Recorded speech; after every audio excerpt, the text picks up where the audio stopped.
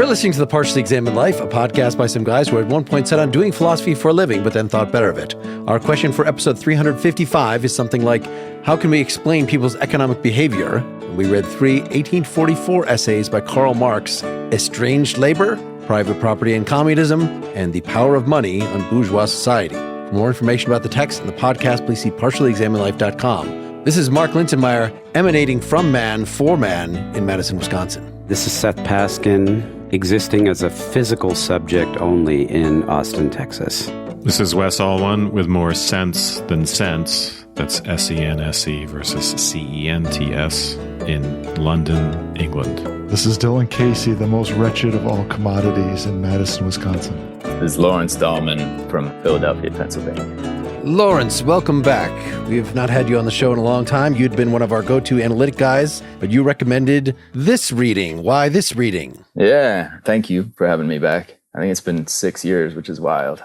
I've always worked on Marx. I am kind of analytically trained. I love the analytic tradition, but I work primarily on Marx. And I think each of Marx's major works has a kind of special quality of its own, but this one gives us the clearest picture of his understanding of what it is to be a human being. I think there's a lot to get out of it. Yes, we haven't had you on for a long time, but we haven't talked about Marx for much longer than that. January 2013, I see it's our episode 70 on the German ideology, which was a never published book written 2 years later than these essays. So yes, as we said for that discussion, he was more philosophic. At this point, maybe we'll still cover Das Kapital at some time. It's sort of been one of the things on our list. We did cover Adam Smith's Wealth of Nations, so it's probably at least as philosophical as that. But you picked ones from this 1844 essays book that you thought were particularly philosophical. It's a bit of a patchwork. I mean, The Power of the Money in Bourgeois Society is just sort of a little 5-page bonus that's very poetic about sort of money being the root of all evil, his version of that. But the meat of what we had, this estranged labor and private property and communism, we don't get a full picture of his philosophy, certainly, but we get something about what human good is and how that relates to our daily activity. Absolutely. Marx is unfortunately not a very straightforward philosopher. No matter where you pick up Marx, you're going to have to do a bit of piecing things together to get a clear picture of the overarching view that he defends. Part of this is just his kind of polemical style of writing. He's always arguing against someone, criticizing their views. But here especially, part of the project of reading Marx is trying to pick out clues about what the underlying kind of metaphysics that he's defending looks like from these claims that he's making about life under capitalism, things like that. To me, the focus of the reading, I thought, was pretty clear, just because it's alienation and what it would mean to overcome alienation, right? And the primacy of alienation as an explanatory vehicle, I guess, for social and economic life. So we explain, whereas other economists like Adam Smith, and I think to some extent some of the socialists that he's responding to, take as a starting point certain economic principles that we might take for granted, like the existence of private property and wages and division of labor and things like that, as arising kind of naturally. He wants to derive all of that from the concept of alienated labor. And then tell us in the second essay that we read what it might mean to transcend private property and therefore alienation.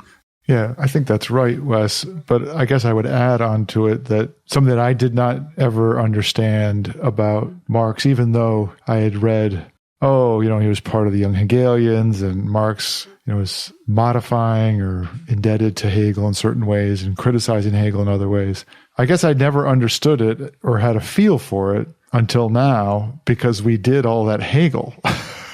I hadn't read as much Hegel as we had until, whatever it was, a year and a half ago. And when I was reading through this, it just smelled up and down like Hegel. And in both his indebtedness to that notion of estranged labor, that the estranged labor is also a response in the criticism of private property, is a response to this notion of a unified human mind, a unified human existence with other human beings, and what we're meant to be, and how we're supposed to progress through histories as species beings. And I never had that sensitivity to how both comprehensive and then also alternately kind of insightful and crazy at the same time.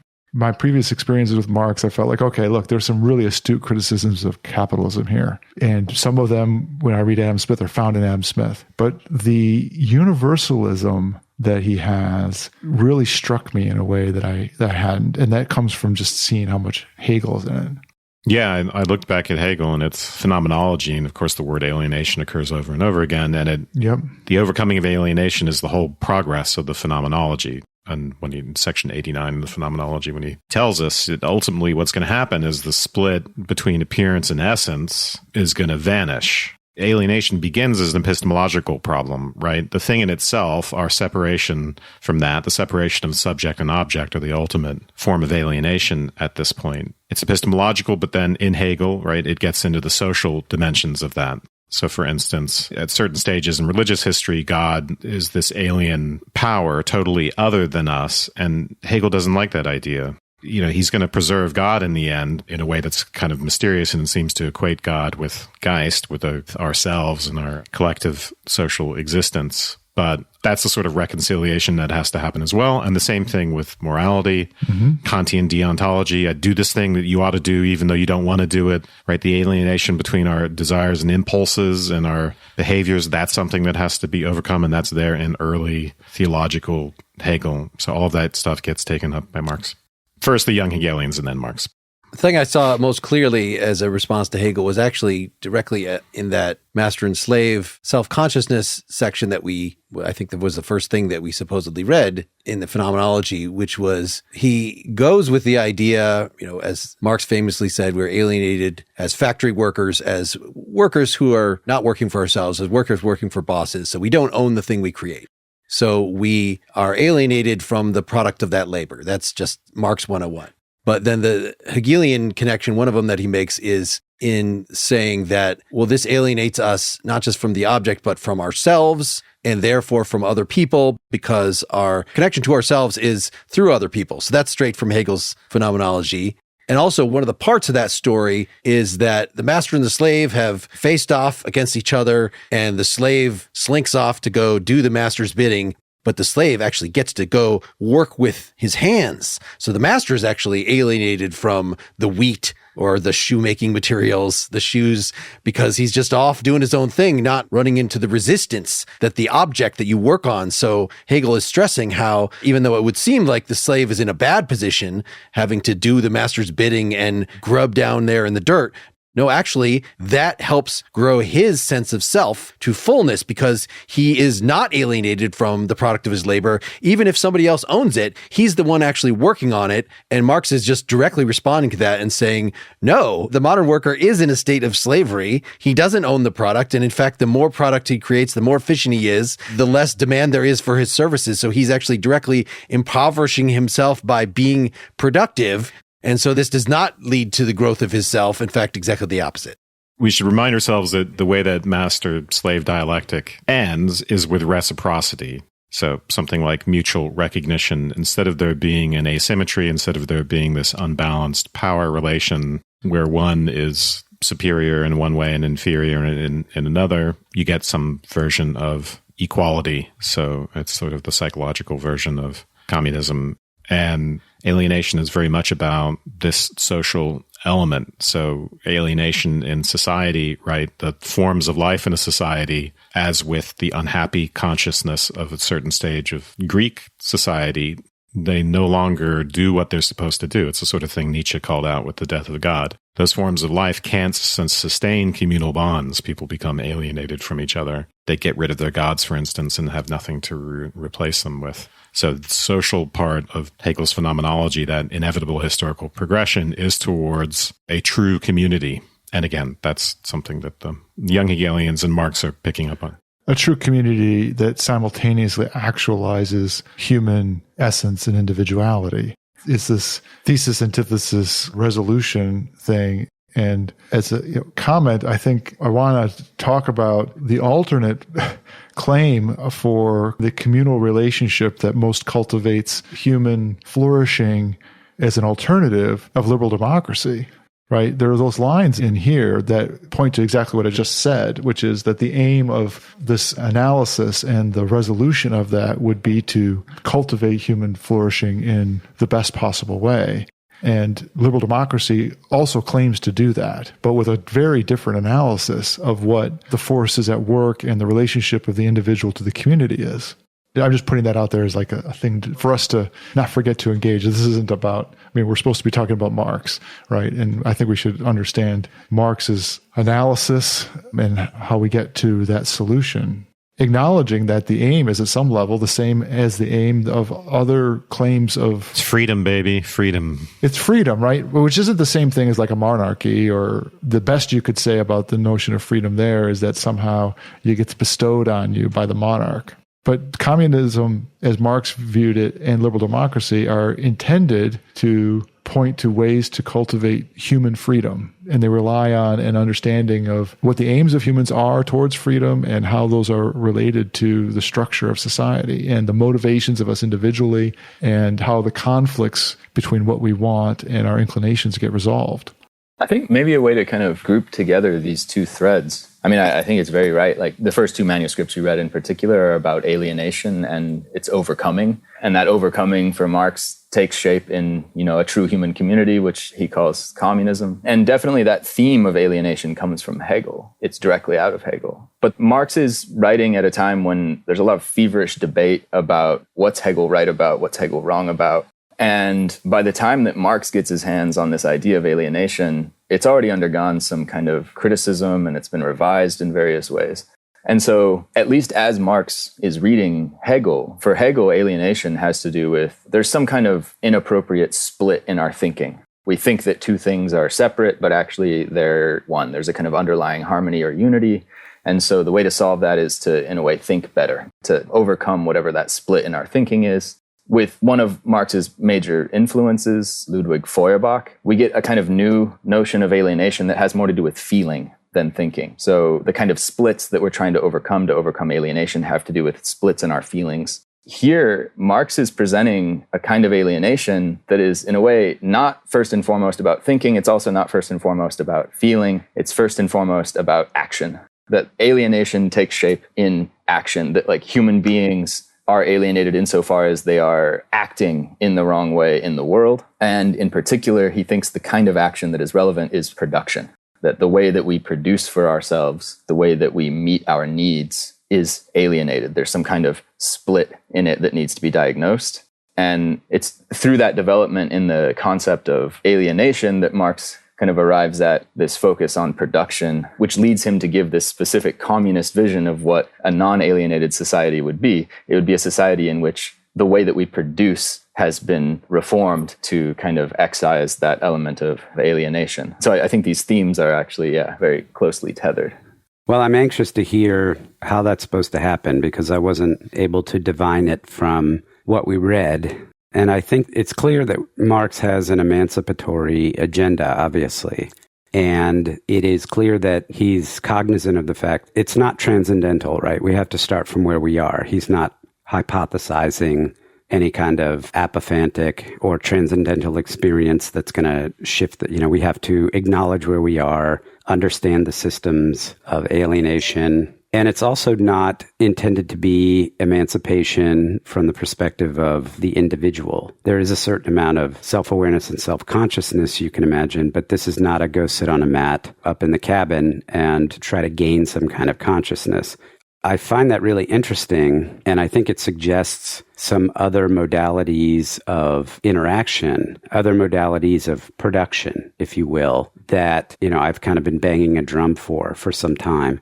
So I just wanted to put this out there, until we get into the text. But you said action, right, Lawrence? You said it's not a philosophy, it's a treatise. The question is, what are the concrete actions we can take to overcome that alienation? And I'm very interested to talk in more detail about that. Well, it's a philosophy about action.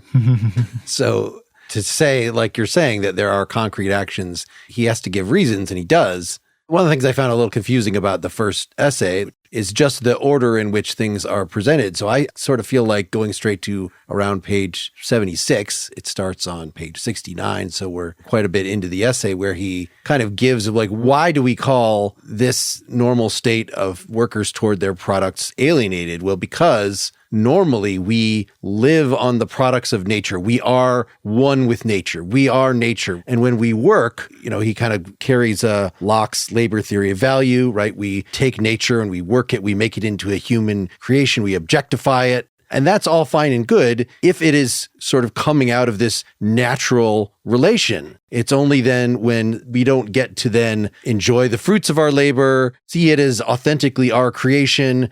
We create ourselves. This is, as Hegel was saying in that picture about the master and slave, that the slave, if he weren't a slave, if he were Rousseau's natural man, then he would create this thing that would in turn create him, and all would be honky-dory. And it's only now because then there's a system that the worker is fitting in where he is selling his body. He's essentially becoming the property of another person. He's alienating himself and his own activity and the thing he creates. None of those are his anymore. And that's what creates alienation. Well, this section, and he brings up this concept of man's species being, which really is a variation on the Hegelian concept of self-knowledge, self-consciousness. Our particular human self-consciousness, as distinguished from animals, involves this awareness of our essence, I guess, is the way I would translate this idea of species being, and our essence as conscious beings of a certain sort who are capable of science and having an aesthetic relationship to nature. This is what he calls the third aspect of alienation. It involves turning species being into something alien, so that what should be in self-consciousness, acquaintance with ourselves, a self-acquaintance, what we look in the mirror and see something alien. And why is that thing in the mirror alien? Because we've turned it merely into a means of subsisting, of continuing our physical existence, which is another way of saying, hey, we take these great minds that we've been bequeathed with by nature, and what do we do with it? We shackle it to the most degrading forms of labor and prevent people from fully actualizing and being themselves qua human. I have to confess, I had a much more negative reaction to this whole analysis than I have ever had in the half dozen times I've read Marx. When we say man is a species being because he treats himself as a universal and therefore free being. So what that means to me is that we are free by treating ourselves as universals. This then translates into our relationship with nature. Nature becomes an extension of us. Nature is man's or inorganic body, so that we have dominion over nature, and that's a manifestation of our freedom. And this is part of the reason for why our work products belong to us, and they are part of the manifestation of our freedom in a material way. So what we work on and what we build and construct is our activity with respect to nature, as nature is our extended body, and therefore our freedom is actualized by that action. I don't know that I buy that nature is our inorganic body. That sounds very much like a kind of twisted version of Bacon's claim that our dominion as the birth of science is being that insofar as we control nature, we effectively actualize ourselves. And that doesn't seem quite right either. The level of universality and sort of dominion over the world, now I'm reading it's like, okay, we are to be gods of the world and actualizing our freedom in that way.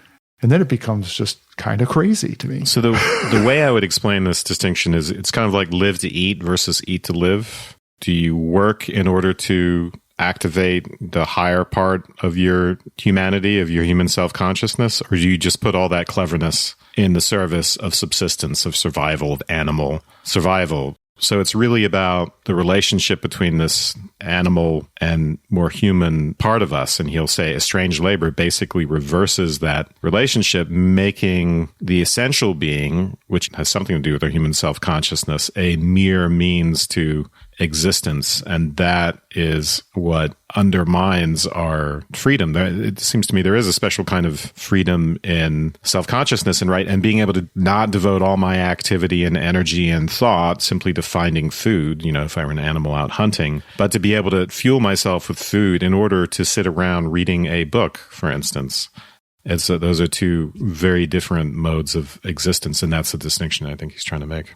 I agree with you, but that's exactly the same distinction that I was pointing to with liberal democracy as a solution to it, right? And I might be wrong about this. It's just me reading it again in a different context, is the underlying analysis of man as species being as what leads you. So I think that conclusion feels not wrong, but it doesn't feel as extreme as what the conclusion is implied by Marx. What I have to buy into if I agree with Marx on that conclusion in terms of the characteristic relationship of me to nature, human beings to each other. If we say, well, you don't have to buy species being and all that other stuff, that's fine. All Marx is asking you to do is agree that we have higher faculties that are part of actualizing us as human beings is about eating to live rather than living to eat. Sure. It just doesn't seem to me like it's that benign. Let us stop for some sponsor messages. Hosts Jason Horton and Rebecca Lieb discuss and explore some of the most mysterious and interesting events in history. Take a trip to haunted hotels, abandoned malls, deserted amusement parks, paranormal experiences, infamous true crimes, and weird historical and cultural events. This is Ghost Town. You can find Ghost Town wherever you listen to podcasts and at ghosttownpod.com.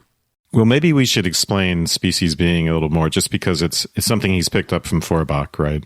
And we have a nice footnote on page 78. So what is the difference between man and the brute? Consciousness, but consciousness in the strict sense, which is, reading a little bit farther down, consciousness in the strict sense is present only in a being to whom their species, his essential nature, is an object of thought.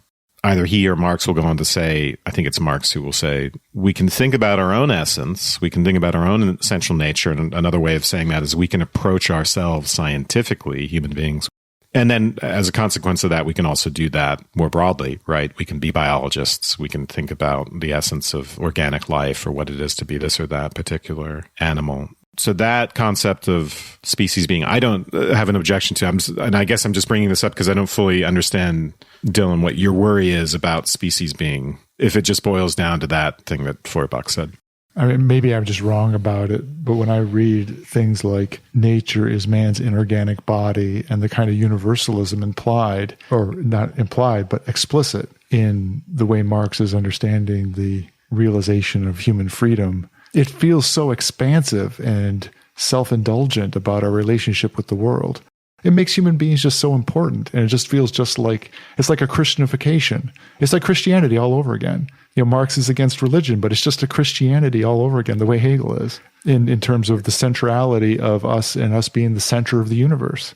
I just think this is undermined by his stress on man as naturally part of nature. And so the alienation, the pulling out that we do, you could read this in some ways as a Rousseau call back to more natural ways of dealing with things. I don't think that's his ultimate position, because I think he thinks dialectically we have to proceed, right? In our second essay that we'll eventually get to, it's after the overcoming of private property, we find our true destiny, that I feel like the ancients could not actually have had this natural relation. So it's not going to be let's return to some time in the past. In fact, I recall at some point in the second essay, he's criticizing Proudhon or somebody as if they were pointing at their utopia, their communism as something in the past that we have to return to. And Marx is saying, because it's the past, that that's not the destination. He's all about the historical determinism and how we have to get to this point. And so, yeah, in his explicit comparisons of human with animal nature, we are more flexible. A beaver builds its dam,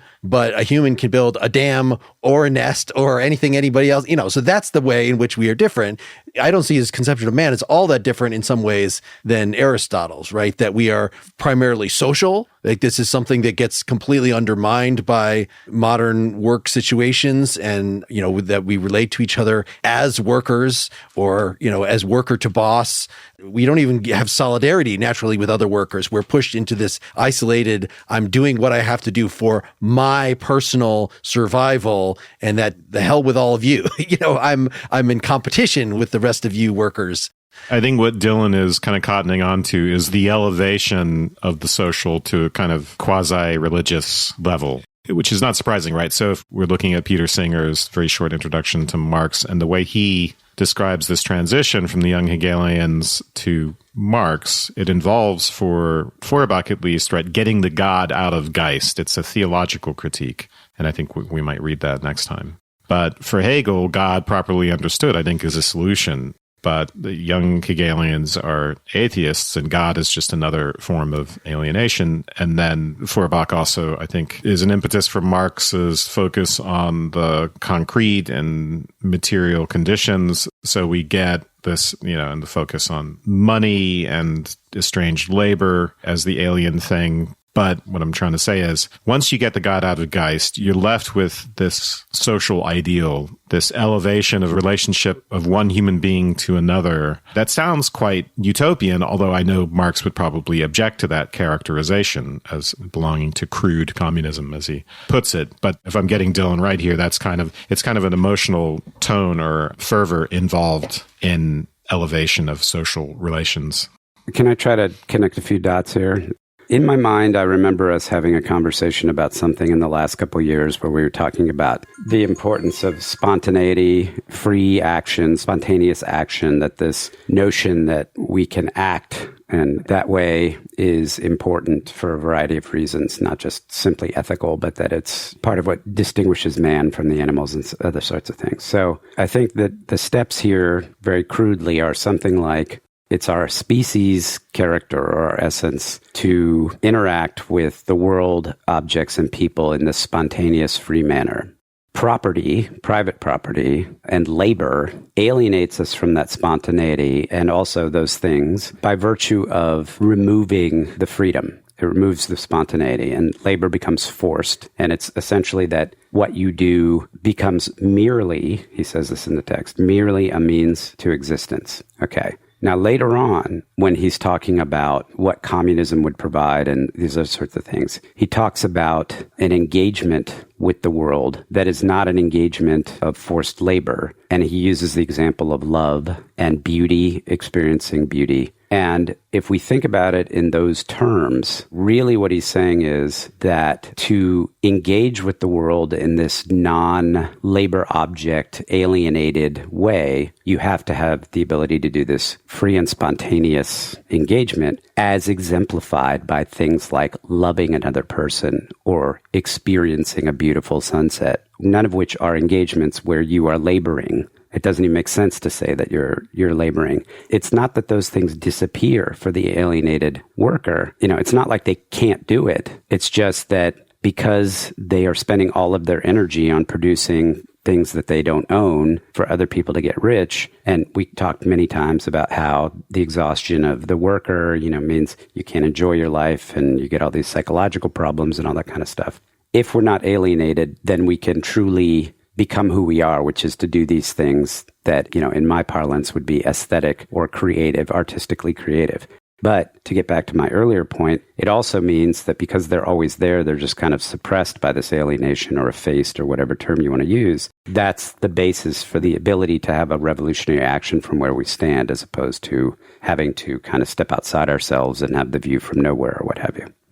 To continue pulling threads together. So he writes at the bottom of 76, in creating an objective world by his practical activity in working up inorganic nature, man proves himself a conscious species being. That is, as a being that treats the species as its own essential being. So to tie these threads together further, it's important that Marx thinks the sense in which we are species beings is not just that we're capable of cognizing our common species. It's something about the way that we intervene in the world makes us species beings. To kind of quickly paint a picture, the sense in which human beings are infinite, the sense in which we're special, is that through acting on nature, we also do things like create tools that make us capable of acting on nature in yet more ways and modify our capabilities. And so through our acting on nature, we are constantly changing what further actions we can take and giving ourselves more capabilities, making new things possible for ourselves, and not just for ourselves, but also for others. And in particular, other human beings, right? So through our interventions in nature, we make more things possible for other human beings as well as for ourselves. And later in the theses on Feuerbach, Marx will kind of explicitly comment on the fact that this means in a way we are constantly reconstituting our own nature as a species. That's what makes us infinite. That we're not just one kind of creature with a finite set of capabilities and therefore limited in our activity on nature, right? We're constantly transforming nature to make it possible for us to do even more things. Importantly, one of the things that human beings are in principle capable of doing, because we do possess the capacity for reason, is reflecting on the goodness of an object, which amounts to appreciating its beauty. However, certain social arrangements, certain ways of organizing production inhibit us from actually exercising that capability. So the sense in which appreciating beauty or being able to experience love is kind of essential to the true community that Marx is aiming at is that is one of our capabilities. And a true community would be a community in which we have so fundamentally transformed the environment around us through practical interventions, through production, that we've unlocked all of our capabilities, including the ability to appreciate beauty fully, the ability to experience love fully, so on and so forth. Marx calls these capabilities essential powers. These are the essential powers of the human being. They're constantly modifying as we intervene in nature. But the goal for Marx is to unlock all of these essential powers, including love, including beauty. We get a lot of that in the second essay, right? With the talk of the senses. Yep. Species being is the most peculiar thing here. And this was new. I'd never seen anything like this in Marx or anything I knew about Marx here. So I feel like we should dwell on this because two clues. We read Kierkegaard more recently than we read Hegel, but Kierkegaard talking about Hegel, talking about what the ethical is from the Hegelian point of view, would talk about the telos of mankind is to rise to a common level, right? So that's what our form, of course, every animal, when it grows to its maturity, is going to have something in common with the species, but we're actually aware of this and we use it as the norm that we try to follow. So being ethical, according to sort of, the ethical point of view from that Kierkegaard talks about in the or part of his either or, means that you are aware of. So being species being means tapping into the zeitgeist of what goodness is and getting to that level, what maturity is. Lawrence, does that seem a foreign influence here, that this other take on Hegel, trying to jam that in here? I mean, there's a very similar idea operative here. In a way, it goes back to Kant. Kant has a notion of natural purposes, naturalized notion of teleology, where species aim to reproduce themselves in time, and different species have different ways of doing that. As you say, the human beings are capable of treating that as a norm. Marx is not so interested in normative talk in general. Like Kierkegaard is deeply invested in ethical questions. Marx is just not in the same way. If he has an ethics, my take is that it's a kind of Aristotelian ethics, where we have a notion of like what is the kind of function of the human being, and what we want to be as well-functioning human beings. And an alienated human being is not a well-functioning human being. Mm-hmm. But the way Marx is going to talk about that is less in terms of like evaluating people for being, non-well-functioning, and more in terms of how do we enhance our functioning so that we can all become well-functioning human beings. So it becomes more of a practical question. But yeah, I think there's a similar notion of species in the background here. And the other Hegelian bit that I was using to understand this was just from Hegel's phenomenology itself, where at the end of the master-slave thing, by obtaining this sort of independence, by obtaining self-consciousness, this is what actually enables us to have a shared Geist.